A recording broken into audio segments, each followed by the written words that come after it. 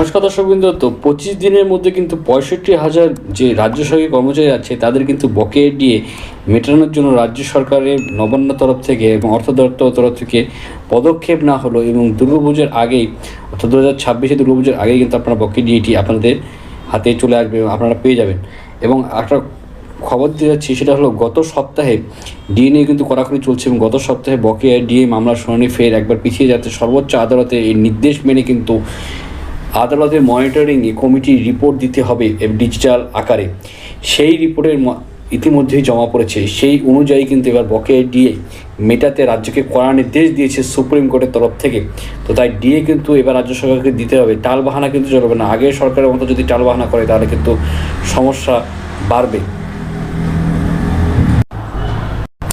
যে ডেডলাইনটি বেঁধে দেওয়া হচ্ছে সেটা হলো আগামী 3রা সেপ্টেম্বরের মধ্যে 65,000 জনের কিন্তু রাজ্য সরকার কর্মচারীদের মনিটরিং কমিটির মাধ্যমে কিন্তু ডিএ দিতে বলা হয়েছে সুপ্রিম কোর্টের তরফ থেকে, এবং একটি ই সার্ভিস বুকে স্ক্যান করে আপলোড করার জন্য কিন্তু কথা বলা হয়েছে।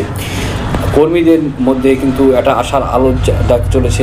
2008 থেকে 2015 পর্যন্ত কিন্তু পুরনো কর্মীদের কিন্তু প্রথম কিস্তির মহার্ঘ ভাতা কিন্তু তাদের দেওয়ার কথা বলা হয়েছে এবং আপনার ডিএ কিন্তু খুব শীঘ্রই পেয়ে যাবেন বলেই মনে করা হচ্ছে। তো বিশাল বড় সুখবর আসছে, যাবতীয় আপডেটগুলি সবার আগে আমাদের চ্যানেলে আপনারা পেয়ে যাবেন।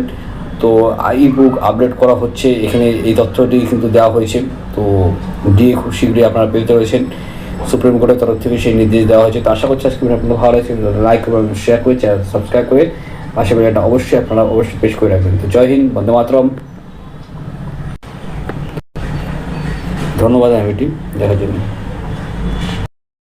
কিছু কিছু বই আমি রিকমেন্ড করে দিচ্ছি। এখানে অনেক সুন্দর সুন্দর গল্পের বইগুলো রয়েছে, রবীন্দ্রনাথ, শরৎচন্দ্র চট্টোপাধ্যায় এবং অন্যান্য মহাকবি যেগুলো বাংলার মহাকবিগুলো রয়েছেন তাদের কিন্তু সুন্দর সুন্দর কিন্তু আমি সেই বইগুলো দিয়ে দিচ্ছি। আপনারা লিঙ্কে ক্লিক করে বইগুলো কিনে পড়তে পারেন। ধন্যবাদ।